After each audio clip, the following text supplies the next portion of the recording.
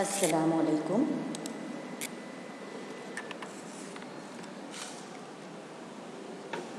ધોરણ 11 નાવાના મૂળ તત્વો વિષય સાથે સુરત ડિસ્ટ્રિક્ટ મુસ્લિમ એજ્યુકેશન સોસાયટી સંચાલિત એંગ્લો ઉર્દુ બોયઝ હાઈસ્કૂલ ખાતેથી હું ડૉક્ટર ખદીજા રૂવાલા આપ સૌ ધોરણ 11ના મિત્રોનું ફરી એક વખત હાર્દિક સ્વાગત કરું છું.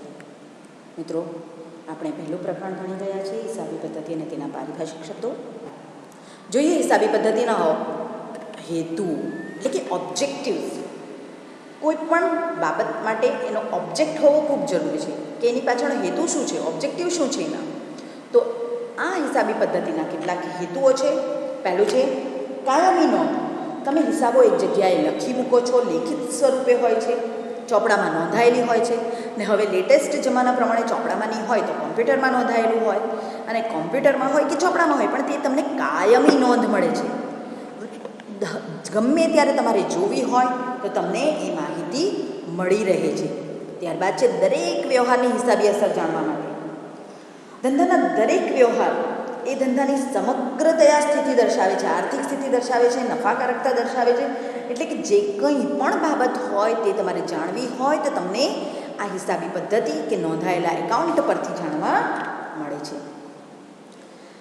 આ હિસાબી પદ્ધતિ સાથે સંકળાયેલા જે કંઈ પણ પરિબળો છે એ પરિબળોની જાણકારી પણ તમને મળી શકે છે. એટલે કે ધંધાના નફા કે નુકસાનના અસર કરતા પરિબળો તેમજ આર્થિક પરિસ્થિતિનો ખ્યાલ, એના પરિબળો અંગેની જાણકારી એ તમને હિસાબી પદ્ધતિ જો તમે નોંધેલી હોય તો જ તમને મળી શકે, અન્યથા નહીં. ક્યાંક નામું લખાયેલું હોવું જોઈએ તો તમને હિસાબી માહિતી મળે.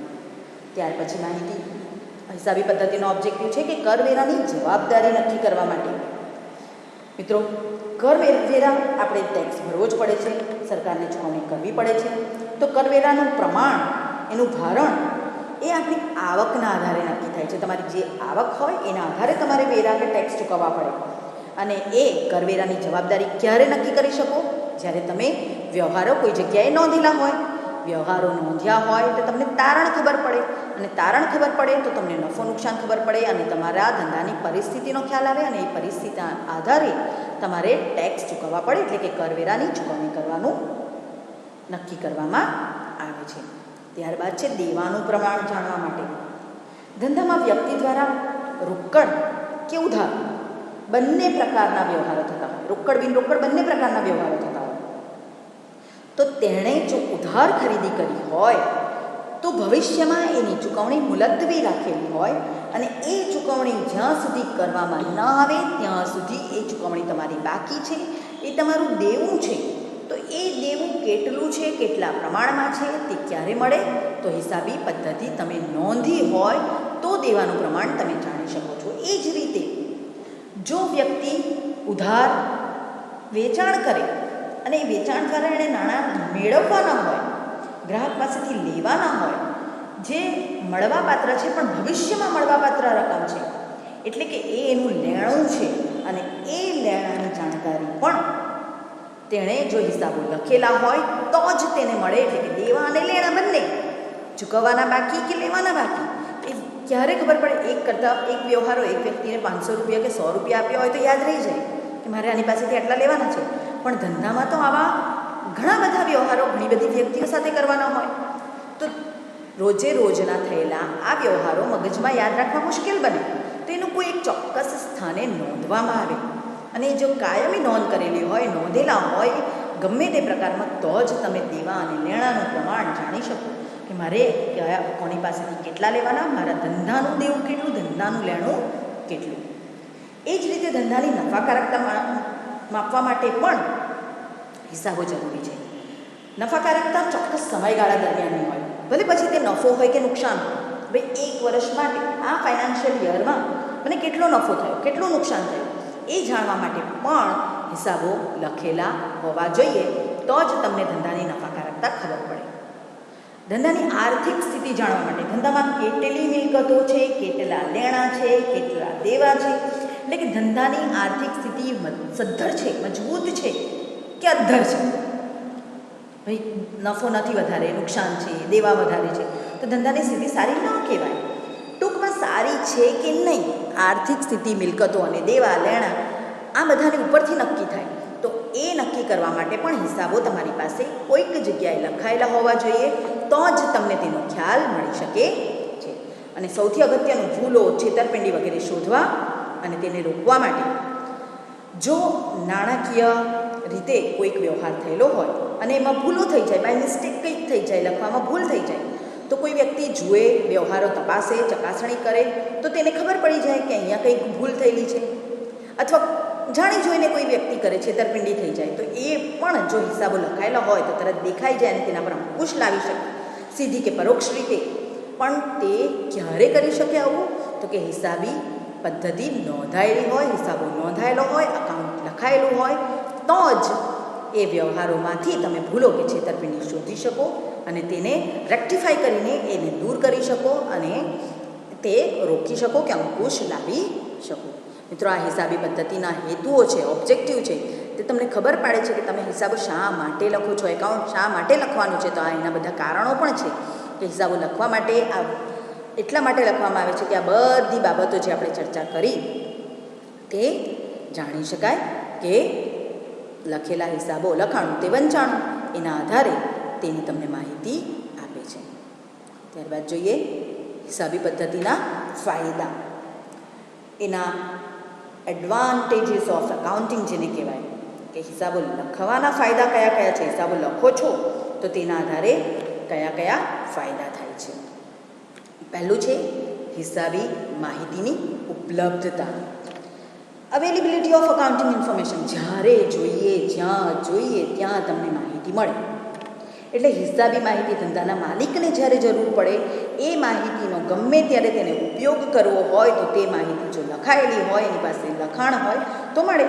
દાખલા તરીકે જો માલિક બેંકમાંથી લોન લેવી હોય તો એનો ધંધાની સ્થિતિ એણે બતાવવી પડે કે મારો ધંધો આટલો સ્ટેબલ છે, મારી પાસે આટલી મિલકતો છે, આટલા રૂપિયા છે, એના આધારે એને લોન મળે. એટલે જો હિસાબો લખતો હોય તો તે તેને દર્શાવી શકે અને તે પ્રમાણેનો ફાયદો મેળવી શકે. એટલે હિસાબી માહિતી ગમે ત્યાં, ગમે તે સ્વરૂપમાં તેની પાસે ઉપલબ્ધ હોય તો જાણકારી મળે. ત્યારબાદ છે to know about the profitability, એટલે કે નફાકારકતા જાણવા માટે. ધંધો એ નફો પણ કરી શકે, નુકસાન પણ કરી શકે, પણ નફો કે નુકસાન એ કેવી રીતે નક્કી કરી શકે? તો કે હિસાબો લખે, એના ચોક્કસ ફરમામાં લખે. તમે જ્યારે આપણે દાખલા ગણીશું તો ધીરે ધીરે આગળ જઈશું ત્યારે નફા નુકસાન ખાતું એક બનાવીશું, એટલે જેના આધારે ધંધાની આર્થિક સદ્ધરતા, નફો કેટલો, નુકસાન કેટલું, તે નક્કી કરવા માટે એની જાણકારી આપણને હિસાબી પદ્ધતિ દ્વારા મળે છે. એનો ફાયદો છે કે નફો કે નુકસાન તમે તેના આધારે જાણી શકો છો. આગળ કહ્યું તે પ્રમાણે મિલકતો, જવાબદારી વગેરેનો ખ્યાલ જો તમારે મેળવવો હોય, એટલે કે આર્થિક સ્થિતિ જાણવી હોય ધંધાની, તો એના માટે એક પાકા સરવૈયા, નામ કદાચ સાંભળ્યું હોય તો પાકું સરવૈયું આપણે બનાવીશું, જેના આધારે ધંધાની આર્થિક પરિસ્થિતિનો આપણને ખ્યાલ આવશે. અને એ પણ હિસાબી પદ્ધતિનો એક ફાયદો છે કે તમારી મિલકતો અને દેવાનો તમને ખ્યાલ આપે છે, આર્થિક સદ્ધરતા બતાવે છે, તમારી ફાઇનાન્શિયલ સ્ટેટસ કેટલું સ્ટેબલ છે, તમે કેટલાક સદ્ધર છો, કેટલાક અદ્ધર છો, એ બાબત તમને હિસાબી પદ્ધતિ દ્વારા ખ્યાલ આવે છે. ત્યારબાદ કરવેરાનું આયોજન કરવા માટે ધંધાકીય એકમે જે કંઈ પણ કમાણી કરી છે એના આધારે એણે કરવેરા ચૂકવવા પડે છે, ટેક્સ ચૂકવવું પડે છે. તો આ કરવેરા એ એની કમાણીના આધારે નક્કી થાય છે. તો કમાણી એણે કઈ રીતે નક્કી કરી? તો જો હિસાબો લખેલા હોય તો એને તેનો ખ્યાલ આવે છે, કરવેરાનું આયોજન કરી શકે છે, ચૂકવવા પાત્ર કરવેરો કેટલો તેનો ખ્યાલ એ વ્યક્તિને આવી શકે છે.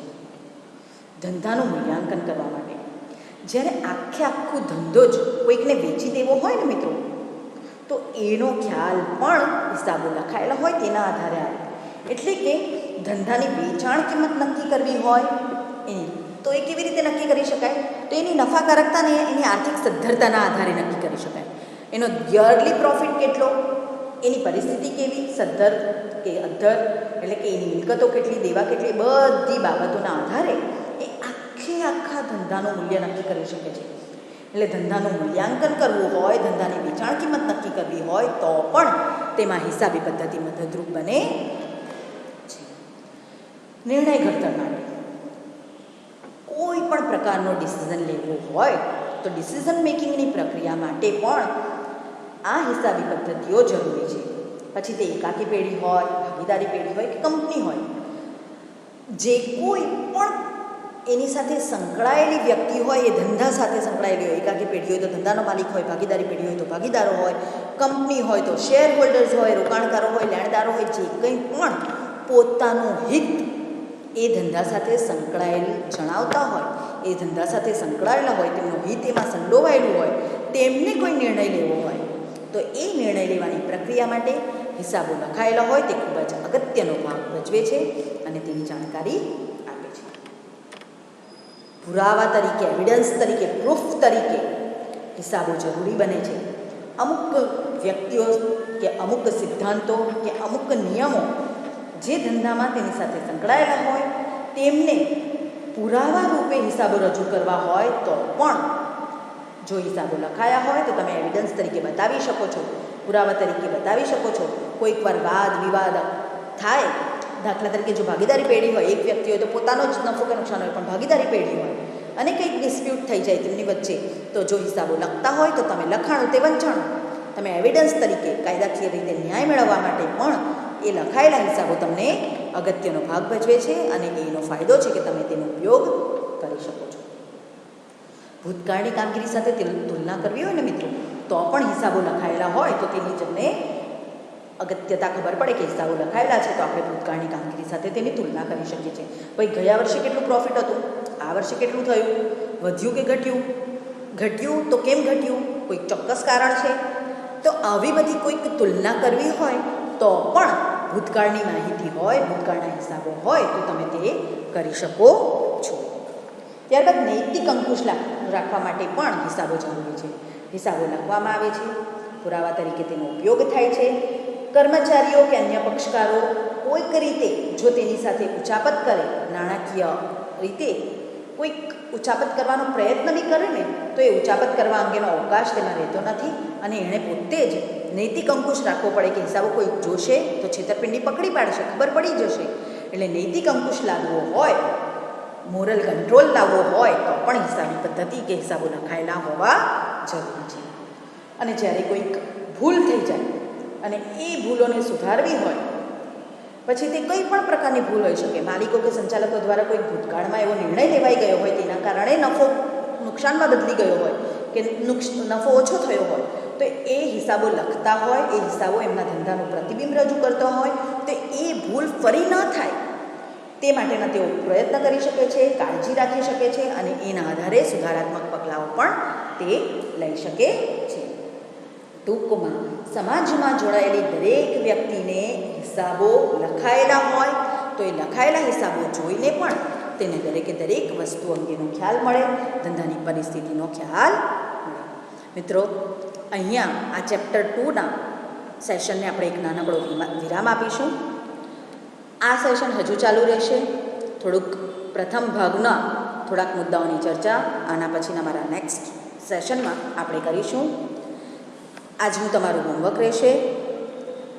વિગતવાર જવાબો તમારે લખવાના છે. 2 જવાબો, એક હિસાબી પદ્ધતિના લક્ષણો અને જે ફાયદાઓની મેં ચર્ચા કરી, આ બંને જવાબો તમારે આજે તમારી બુકમાં એકાઉન્ટનો જે ચોપડો બનાવેલો છે તેમાં લખવાના છે. આઈ હોપ તમને બરાબર સમજણ પડી હશે, લખી શકશો. એટલે પેન લો અને ફટાફટ મંડી પડો. સ્લાઇડમાં છે જ મુદ્દા, તમારી જાતે જો તમે મોઢે લખી શકતા હોય તો વેલ એન્ડ ગુડ, નહીંતર ચોપડીમાં પણ તમારી પાસે છે, બુક્સ તમને આપી દીધી છે, તેમાંથી જોઈને પણ તમે આ લખી શકશો.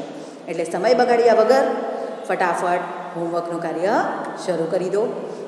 સેક્શન બ્રેક છે, આ પૂર્ણ વિરામ નથી, અલ્પ વિરામ છે. ફરીથી આપણા નવા સેશનમાં આપણે મળીશું. ત્યાં સુધી રજા આપો મને. Thank you.